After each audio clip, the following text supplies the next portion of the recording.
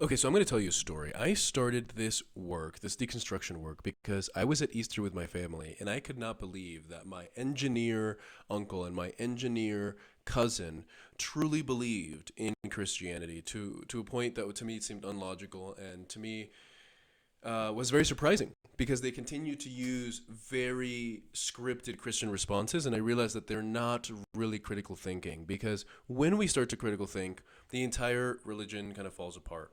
And this led me on a journey where I could not believe, especially my younger cousin, who I really love very much, I could not believe that her as a computer science graduate, very smart, very talented person could so wholeheartedly believe this religion. And it made me think that maybe there's something more to this. Maybe there's something more that I need to understand about this religion, and maybe there's more that I need to understand about the people that choose to believe this. And it drove me to a set of research that involved, among many things, involved talking to over 350 Christians one-on-one of various denominations. And I realized many things. One is that a lot of their responses are very similar. And no matter how polite you are, no matter how uh, you know, gentle and chill you are in the conversation, even when you bring up good points, a lot of them are cool people. They don't get too mad. A lot of them do end up name calling and telling, and most of them will say something to the effect of, "I'm going to pray for you." Some people did call me demonic and many other things. They said that I was spreading, negative things. But I really am just about the truth. And so what happened is that I talked to all these Christians and I realized that the apologetics, the scripts that they learn to keep themselves in the faith are fascinating. And it reminds me a lot of sales scripts. I used to be in sales. I used to have to cold call people on the phone and sell them either credit card services. And at one point, I was selling tickets to Grant Cardone's growth conference. It's a $20,000 ticket. The point is that we have to learn sales. I had to learn sales throughout my time coming up as a professional. And what I learned is that sales is really kind of like athleticism. It's really kind of more of a muscle memory than it is like this puzzle of figuring out how to get someone to buy something. What sales truly is knowing how to present information in a very compelling way, keep people on the phone, understand kind of what their emotional state might be, and then objection handle, meaning handle their objections, meaning people are not going to buy right away for whatever reason. You cold call someone, they might not be ready to make that next purchase. They might not be ready to make that next step in the buying process for this product or for this service. And so those reasons why they don't want to buy, the doubts that they have in buying the product right now, those are things that the salesperson learns to a very specific degree. Salespeople will sit there and drill the objections over and over and over. And in fact, there are books, I have many books, about some of the most common objections. For example, the wife objection.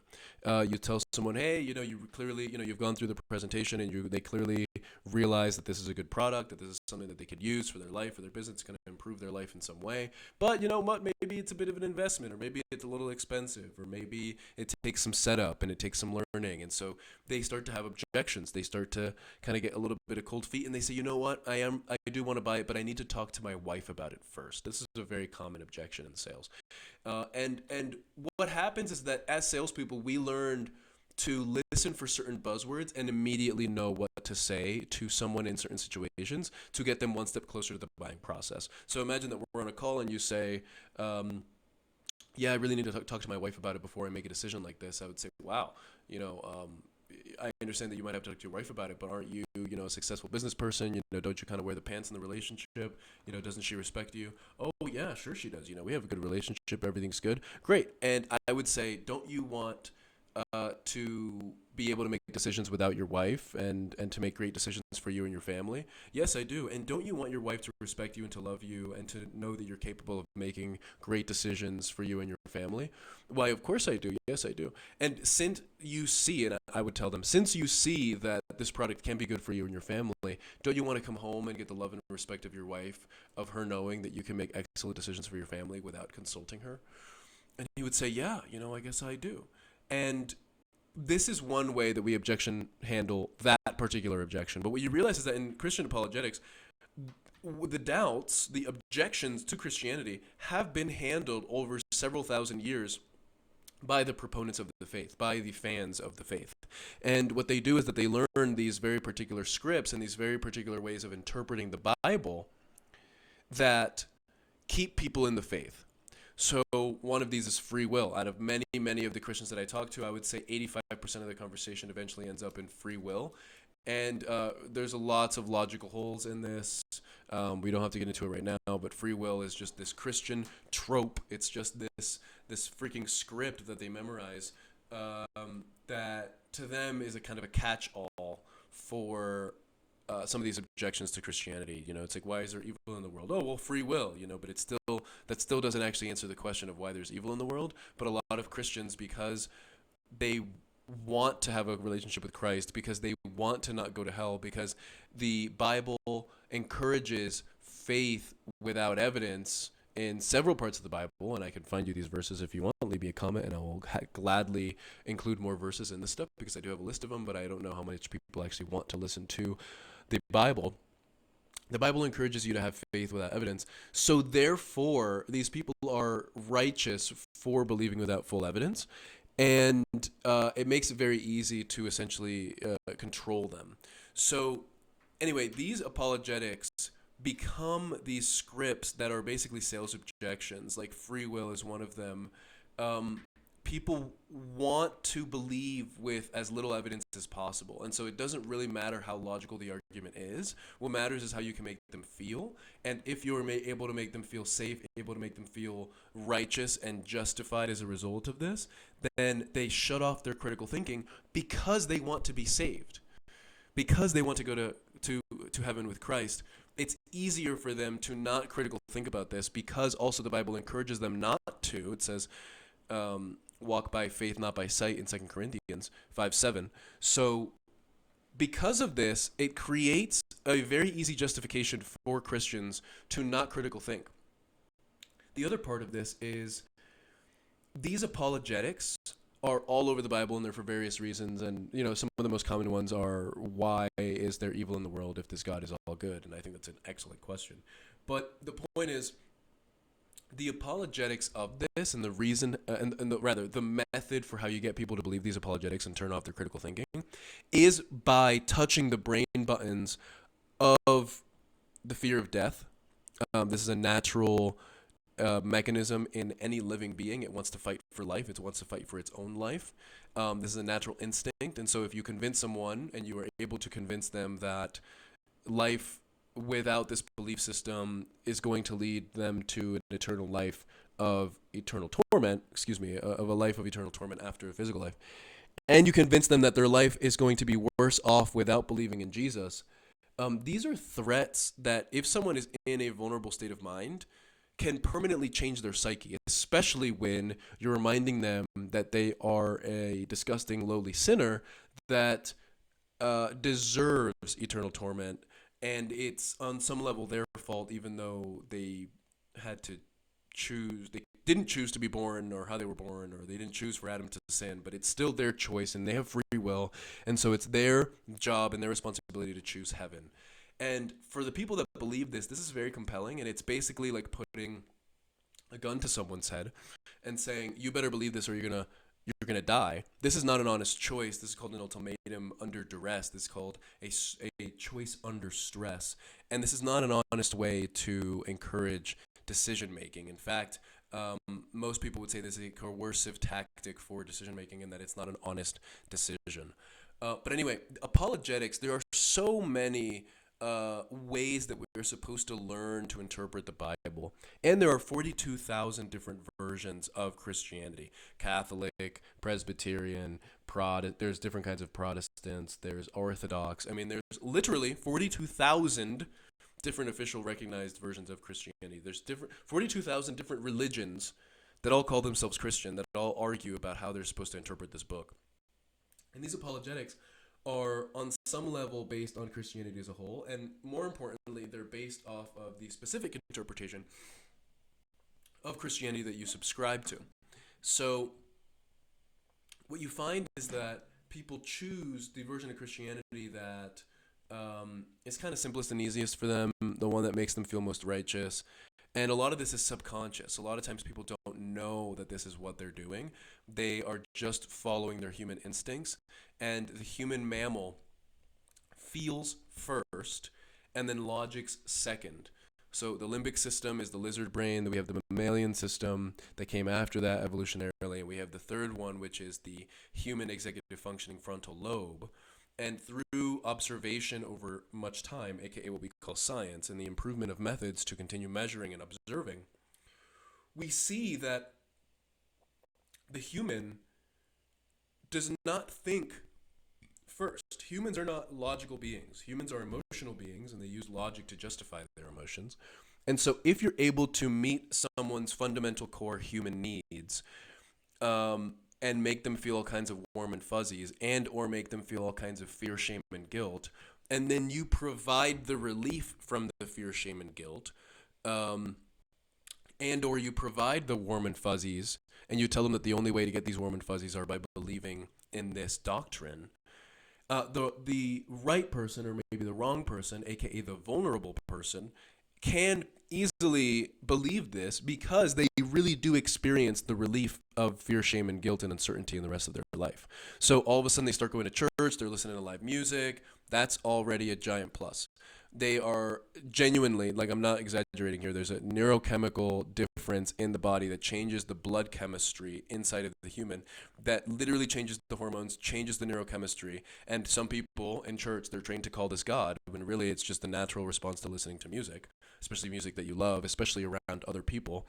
This is number 5 of the brain buttons that I've identified. It's called co-regulation. It's the fact that being in a room with other people that are doing the same thing is a huge bonding element for the human brain. And bonding with other humans is a method of survival for the human. So the human is going to feel very good when it bonds to other humans. On top of that, bonding with other humans for the same purpose and doing the same movements as them for the same reasons as them is like 10 times more bonding. It's 10 times more powerful in the bonding process of humans. So not only are we singing and dancing together, but we're singing and dancing together because we believe the same thing. That's huge, and it's very powerful. And it's how religion has come to be this way. It's why, among many things, one of the reasons that people can feel so bad when they leave religion is because they're not co-regulating with other humans. They lose their sense of community. Among other things, they lose their sense of purpose. They lose their sense of meaning. They lose their interpretation of the world. We're going to go into that later, is like what people lose when they lose Christianity. But anyway, the point is that these are very powerful mechanisms that are happening in the brain that over time is meeting these needs of, like I'm saying, community, purpose, etc. And then through the relief of these negative emotions, you can then implant the right thing that you want people to think about this. So like, hey, this music and reading these beautiful words in this book and all this community of people that say they love you and they care about you. And now like you have a new identity in Christ. You have this new purpose in your life. These are very powerful, very compelling reasons why people stay in the church, even if they have doubts. The doubts are actually a way for them to get closer to fear, shame, and guilt. It's a way for them to get closer to death. And these other things that I've just described, community, purpose, meaning in your life, weekly meetings with live music, etc. These, like what we're talking about, physically change the biochemistry of the human, make you feel so good, and then you label it as God. It's very compelling.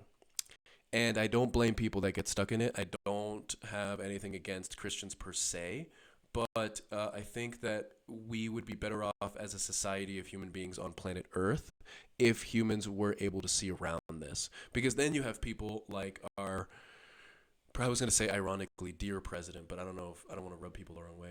I don't think he's a dear president, Donald Trump.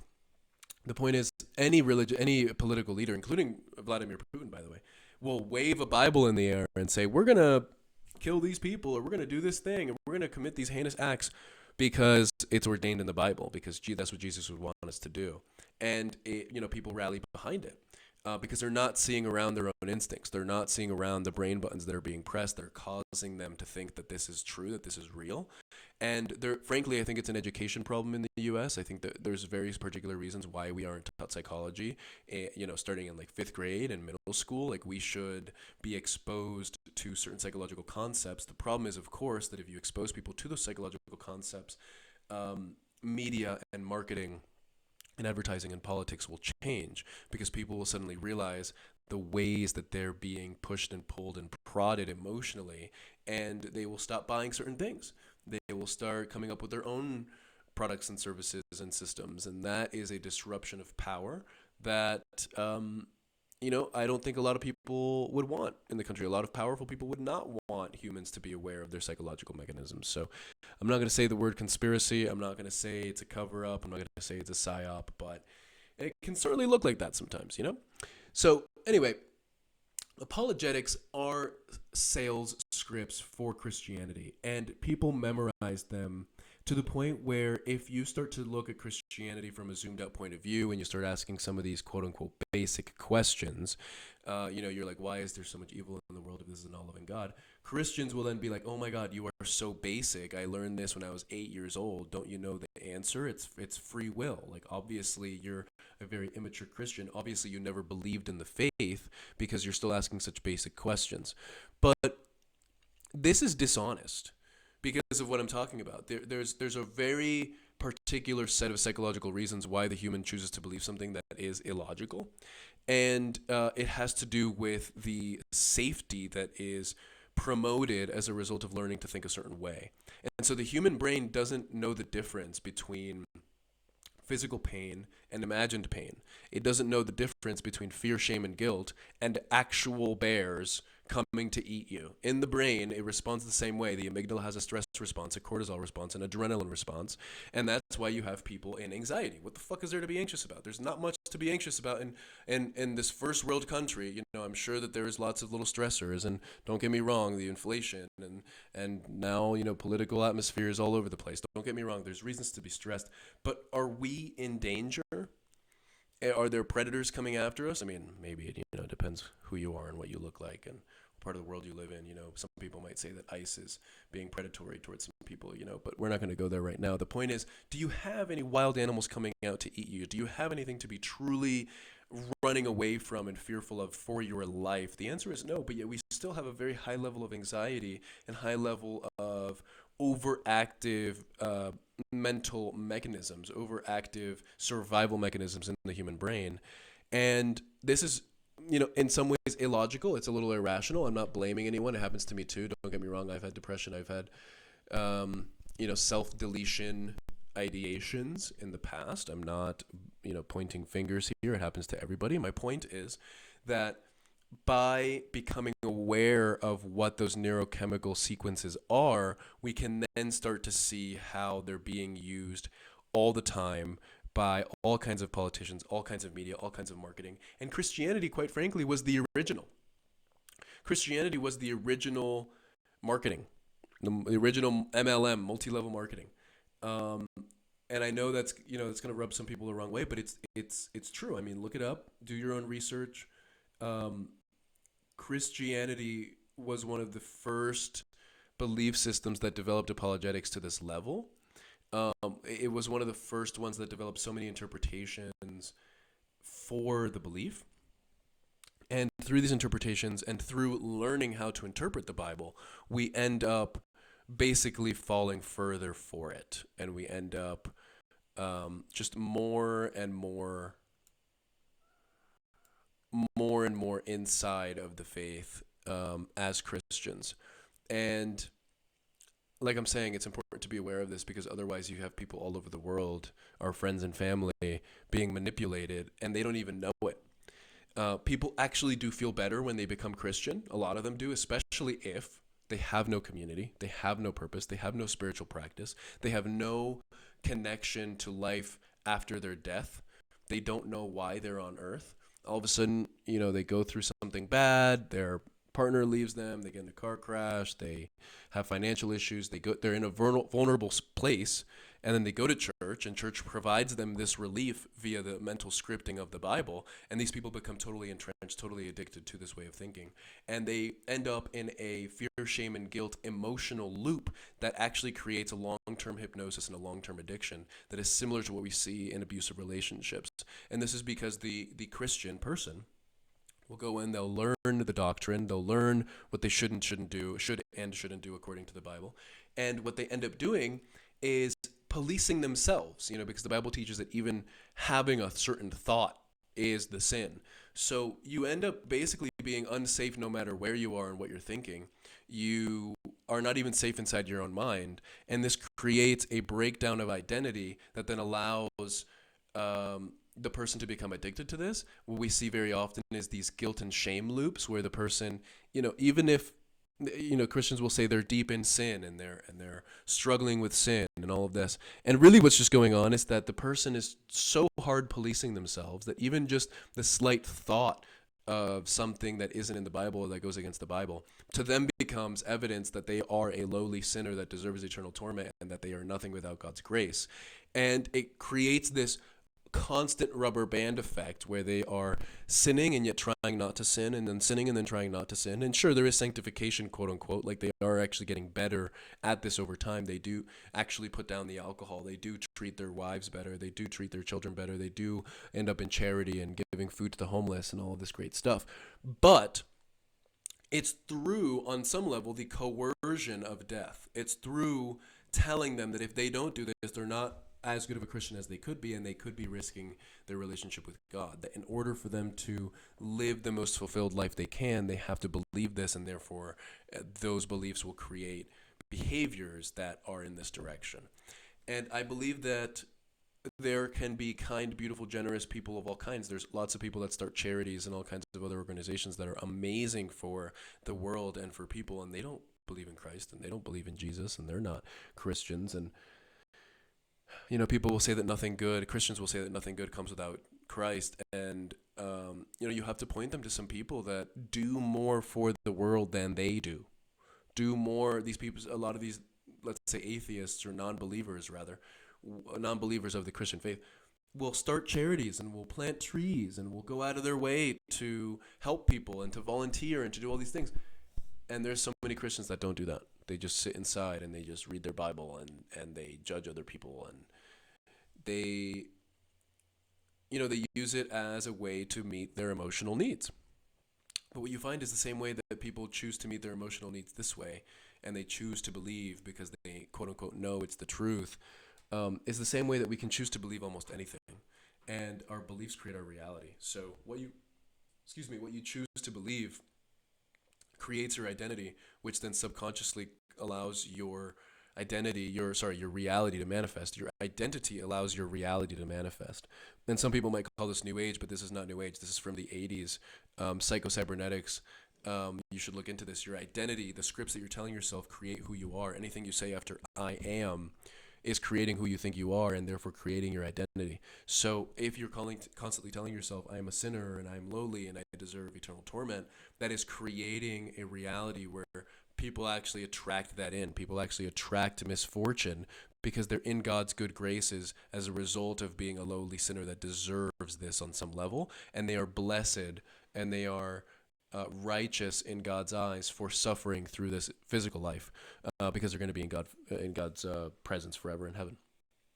So this is fascinating to me, this idea that our thoughts create our reality. And it can be challenging, but it's important to start to develop these scripts and start to develop these ways that we can think our way in and out of anything we want to believe.